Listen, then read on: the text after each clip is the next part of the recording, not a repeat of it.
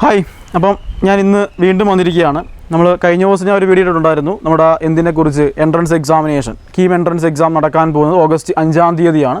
അപ്പോൾ നമ്മൾ ആ ഓഗസ്റ്റ് 5-ാം തീയതിയിലെ ആ ഡേറ്റ് കഴിഞ്ഞു. അപ്പം ഓഗസ്റ്റ് 1, 2, 3, 4 ദിവസങ്ങൾ നമ്മുടെ മുമ്പിൽ ഉണ്ടെന്ന് ഞാൻ അപ്പോൾ പറയുകയും ചെയ്തായിരുന്നു. അപ്പോൾ നമ്മൾ ആ ഒരു 31-ാം തീയതി ഡേറ്റ് കഴിഞ്ഞു. ഇപ്പോൾ നമ്മൾ കയറിയിരിക്കുന്ന ഓഗസ്റ്റ് 1-ാം തീയതിയിലേക്കാണ്. നമ്മുടെ കയ്യിലുള്ള ഈ ദിവസങ്ങളെന്ന് പറയുന്നത് ഓഗസ്റ്റ് 1, 2, 3, 4. ഈ വീഡിയോ അപ്ലോഡ് ആകുന്ന സമയം എപ്പോഴാണെന്ന് അറിയാൻ പറ്റത്തില്ല. അപ്പോൾ ആ വീഡിയോ അപ്ലോഡ് ആകുന്ന ടൈം തൊട്ട് കാണുമ്പോൾ അപ്പോഴേ കാണാൻ പറ്റത്തുള്ളൂ. അപ്പോൾ ആ ടൈം തൊട്ടുള്ള സമയങ്ങൾ മാത്രമേ നമ്മുടെ കയ്യിൽ ഇനി കരസ്ഥമായിട്ട് ഉണ്ടാകത്തുള്ളൂ. കഴിഞ്ഞ ദിവസം വീഡിയോ കണ്ടിട്ടുള്ളവർക്കാണെങ്കിൽ അറിയാമായിരിക്കും. ഞാൻ കുറച്ച് കാര്യം വന്ന് പറഞ്ഞായിരുന്നു. ഇപ്പോൾ ഓഗസ്റ്റ് 1-ാം തീയതി നിങ്ങൾ പഠിക്കുന്നതാണെങ്കിലും രാവിലെ തൊട്ട് ഉച്ചവരെ നിങ്ങളൊരു കാര്യം നോക്കിയതിന് ശേഷം ആ ഉച്ചവരെ നോക്കുന്നത് എന്ത് ചെയ്യണം? ഉച്ചയ്ക്ക് ശേഷം ഒന്നുകൂടെ ഒന്ന് റിപ്പീറ്റ് ചെയ്ത് ഒന്നുകൂടെ ഒന്ന് ആലോചിച്ചെടുക്കുക. അല്ലെങ്കിൽ ഓഗസ്റ്റ് 1-ാം തീയതി ഫുള്ള് പഠിക്കുന്ന ഒരു കാര്യം ദെൻ 2-ാം തീയതിയിലേക്ക് എത്താൻ നേരത്ത് 2-ാം തീയതി വരുമ്പോൾ ആ 2-ാം തീയതി മൊത്തം ഓഗസ്റ്റ് 1-ൽ പഠിച്ച എല്ലാ കാര്യവും നമുക്ക് ആ 2-ാം തീയതി എന്ത് ചെയ്യും ഒന്നും കൂടെ ആവർത്തിച്ച് എടുക്കുന്ന രൂപത്തിൽ നിങ്ങൾ പഠിക്കുകയാണെങ്കിൽ നിങ്ങൾ ഇത്രയും ദിവസം പഠിച്ച കാര്യം നിങ്ങളുടെ മനസ്സിൽ നിന്ന് പോകത്തില്ല എന്ന് കഴിഞ്ഞ ദിവസം വീഡിയോയ്ക്കകത്ത് ഞാൻ പറഞ്ഞതാണ്. ഞാൻ ഒന്നുകൂടെ ആവർത്തിക്കുന്നത് മാത്രമേ ഉള്ളൂ. ഓക്കെ, ഇനി നമ്മളിപ്പോൾ ഫിസിക്സിൻ്റെ ആണെങ്കിലും എല്ലാത്തിൻ്റെയും തിയറി ഓരോന്നും നിങ്ങൾ എന്ത് എഴുതി പഠിക്കാനായിട്ട് ശ്രമിക്കുക. പ്രത്യേകിച്ച് ഞാൻ ഇന്ന് പറയാനുള്ള കാര്യം നിങ്ങളുടെ പറ്റുന്നവർ ഇപ്പോൾ ഇന്ന് ഞായറാഴ്ചയാണ്, പല കടകളും ഓപ്പൺ ആകാത്ത ദിവസവും. നാളെ തിങ്കളാഴ്ച ഓരോരുത്തരെയും അവിടുത്തെ നമ്മുടെ കണ്ടീഷൻസ് അനുസരിച്ച് കടകൾ ഓപ്പൺ ആകുന്നുണ്ടല്ലോ. അപ്പോൾ അവിടെ നിങ്ങൾ പോയി ഒരു ചെറിയൊരു ബുക്ക് വാങ്ങിക്കാൻ ശ്രമിക്കുക, അല്ലെങ്കിൽ കുറച്ച് പേപ്പർ വാങ്ങിക്കാൻ ശ്രമിക്കുക. പേപ്പർ വാങ്ങിച്ചതിന് ശേഷം ഫിസിക്സിൻ്റെ ആണെങ്കിലും കെമിസ്ട്രി, മാത്തമാറ്റിക്സ് എല്ലാത്തിൻ്റെയും ഓരോന്നും നിങ്ങൾ എഴുതുന്ന ഏതൊക്കെ സബ്ജക്റ്റ് ഉണ്ട്, ഏതൊക്കെ പേപ്പർ എഴുതുന്നുണ്ട്, ആ പേപ്പറിൻ്റെ എല്ലാം ചെറിയ ചെറിയ ഷോർട്ട് നോട്ട് നിങ്ങൾ പഠിക്കുന്ന എന്ത് ചെയ്യുക, എഴുതി വെക്കുക. അപ്പോൾ പരീക്ഷ തലേദിവസമാണെങ്കിൽ നിങ്ങൾക്ക് എന്ത് ചെയ്യാം, അത് വായിച്ചുകൊണ്ട് പോകാനായിട്ട് പറ്റും അല്ലേ. ചെറിയ നിങ്ങൾക്ക് പഠിക്കാൻ വേണ്ടി അതിപ്പം ഇംഗ്ലീഷിൽ എഴുതിയാൽ കുഴപ്പമില്ല, മംഗ്ലീഷിൽ എഴുതിയാൽ കുഴപ്പമില്ല, മലയാളത്തിൽ എഴുതാനും കുഴപ്പമില്ല. കാരണം അത് നോക്കാനായിട്ട് വേറൊരു വ്യക്തി ആരും വരുന്നില്ല. കാരണം നിങ്ങൾക്ക് പഠിക്കാനായിട്ട് നിങ്ങൾ സ്വയമേ ക്രിയേറ്റ് ചെയ്യുന്ന ചെറിയൊരു ഷോർട്ട് നോട്ട്. ഓക്കെ, അത് നിങ്ങൾ പരമാവധി ഇങ്ങനെ വീഡിയോസ് കണ്ടുകൊണ്ടോ അല്ലെങ്കിൽ നിങ്ങൾ എൻസിആർടി ടെക്സ്റ്റിനെ ബേസ് ചെയ്തോട്ടോ എങ്ങനെയാണെന്ന് വെച്ചാൽ നിങ്ങൾ ക്രിയേറ്റ് ചെയ്തെടുക്കുക. പിന്നെ ചിലതിനകത്ത് നമ്മൾ ട്രിക്കുകൾ പഠിക്കാറുണ്ടല്ലേ.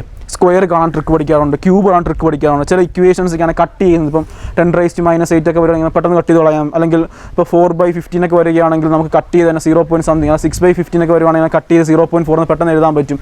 അങ്ങനെയൊക്കെയുള്ള ആ ട്രിക്കിംഗ് മെത്തേഡ് എന്ന് വെച്ചാൽ അങ്ങനെ പെട്ടെന്ന് എത്തിക്കാൻ പറ്റുന്ന ഒരു രീതി. അല്ല നമുക്ക് മൊത്തവും കാൽക്കുലേറ്റ് ചെയ്ത് കണ്ടുപിടിക്കുക എന്ന് പറഞ്ഞൊരു പ്രോസസ്സ് വളരെ നല്ലതല്ല. കാരണം അത്രയും കാര്യം നമ്മുടെ മൈൻഡിനുള്ളിൽ എന്ത് ചെയ്യും നിറച്ച് വെച്ച് നമ്മൾ ചെയ്യേണ്ടി വരും. അപ്പോൾ അതുകൊണ്ട് അങ്ങനെ പെട്ടെന്ന് കട്ട് ചെയ്ത് മാറ്റാനുള്ളൊരു ശ്രമം നിങ്ങളുടെ കയ്യിൽ നിന്ന് ഉണ്ടായിരിക്കണം.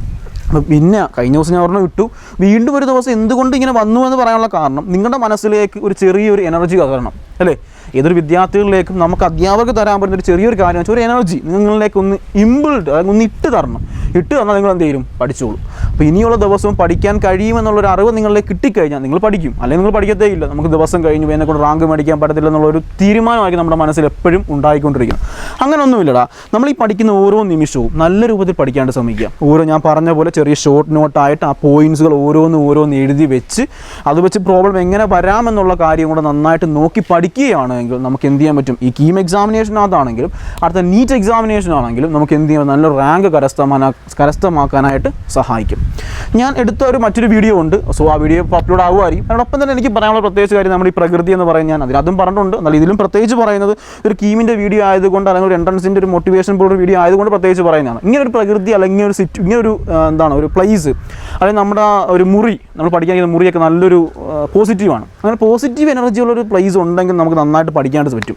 അതാണ് ഏറ്റവും നല്ലൊരു കാര്യം എന്ന് വെച്ചാൽ പോസിറ്റീവ് എനർജി കിട്ടുന്നൊരു പ്ലേസ്. അപ്പോൾ എന്താ വെച്ചാൽ ഒരു ഫ്രഷ്നെസ് ഉണ്ട്. ഇപ്പോൾ ഒരു കാറ്റടിക്കുകയാണെങ്കിലും ഈ കാറ്റ് കൊണ്ട് നമുക്ക് ഇപ്പം മനസ്സിൽ കൊണ്ട് എന്തെങ്കിലും ക്വസ്റ്റ്യൻ ചെയ്യാൻ പറ്റുന്ന സംശയമായിട്ടുണ്ടെങ്കിൽ തന്നെ അത് നമുക്ക് എന്ത് ചെയ്യാൻ പറ്റും, പെട്ടെന്ന് മൈൻഡിലേക്ക് അത് കടന്നു വരാനുള്ള സാഹചര്യം ഉണ്ടാകാനായിട്ട് സഹായിക്കും. അപ്പം ഞാൻ പറഞ്ഞു നമ്മുടെ കഴിഞ്ഞ ദിവസം കഴിഞ്ഞു. ഇനി നമ്മുടെ കയ്യിലുള്ള ഓഗസ്റ്റ് 2, 3, 4 ഈ 3 ദിവസങ്ങൾ നമ്മുടെ കയ്യിലുള്ളത് ഓഗസ്റ്റ് 5-ാം തീയതി എക്സാമിനേഷനാണ്. അപ്പം കഴിഞ്ഞ ദിവസം പോയി, ഇനി അത് പോട്ടെ. ഇനി ഈ ദിവസം തൊട്ട് കുറച്ചും കൂടെ എനർജറ്റിക്കായിട്ട് പ്രിപ്പയർ ചെയ്യുക. ഓരോ പോയിൻറ്റ്സും ഞാൻ പറഞ്ഞ പോലെ ആ ബുക്കിനകത്തായിട്ട് എഴുതി പഠിക്കുക. ആ എഴുതുന്ന ഓരോ കാര്യങ്ങളും മനസ്സിൽ കൂടെ ഒന്ന് വായിച്ച് പോവുക. പിന്നീട് ഒരിക്കലും അതെന്ത് ചെയ്ത് നിങ്ങളുടെ മനസ്സിൽ നിന്ന് മറന്നു പോകത്തില്ല. എന്ന് വെച്ചാൽ എക്സാമിനേഷൻ ആ ടൈമിനുള്ളിൽ നിങ്ങളുടെ മനസ്സിൽ നിന്ന് മറക്കത്തില്ല.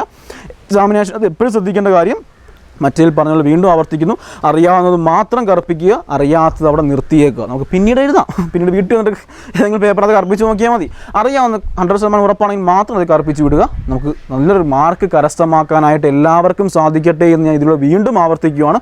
നമ്മുടെ ഓരോരുത്തരെയും കഷ്ടപ്പാട്. അപ്പോൾ നിങ്ങളുടെ വീടിനകത്തുള്ളൊരു മുറിയാണെങ്കിൽ നിങ്ങൾ പഠിക്കാനിരിക്കുന്ന ഒരു സിറ്റ് ഔട്ട് ആണെങ്കിലും എവിടെ ആണെങ്കിലും ഒരു ഫ്രഷ്നെസ് ഫീൽ ചെയ്യുന്ന തിരിഞ്ഞ് പഠിക്കുകയാണെങ്കിൽ നമുക്കൊരു നന്നായിട്ട് പഠിക്കാനുള്ളൊരു ഇന്നുണ്ടാകും. അല്ലെങ്കിൽ നിങ്ങളുടെ ആ ഒരു പഠിക്കുന്ന ഒരു ടേബിൾ ആണെങ്കിലും ആ ഒരു ഫ്രഷ്നെസ്സോട് കൂടി അന്തരീക്ഷം ക്രിയേറ്റ് ചെയ്യുക.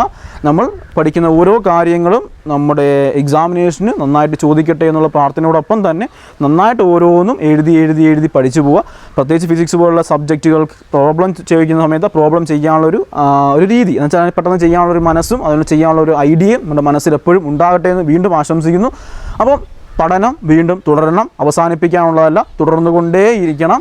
ഓഗസ്റ്റ് 5 എക്സാമിനേഷൻ കഴിഞ്ഞാലും നീറ്റ് എഴുതാനിരിക്കുന്നവരുണ്ട്, അവരുടെ പഠനം വീണ്ടും ഇതിൻ്റെ ഇരട്ടിയായിട്ട് തുടർന്നുകൊണ്ടേയിരിക്കണം. നിങ്ങളുടെ സപ്പോർട്ട് ഇനിയും ഉണ്ടാകുമെന്ന വിശ്വാസത്തോടെ ഞാൻ നിർത്തുകയാണ്. നമുക്ക് അടുത്ത ദിവസവും ഇതുപോലെ വരാം. നിങ്ങളുടെ ഓരോ പഠനത്തിലേക്കും നിങ്ങൾക്ക് വേണ്ട എന്ത് സഹായം നമ്മൾ ചെയ്യാം, നിങ്ങൾ ഓരോന്ന് കമൻറ്റായിട്ട് രേഖപ്പെടുത്തുക. Okay, by.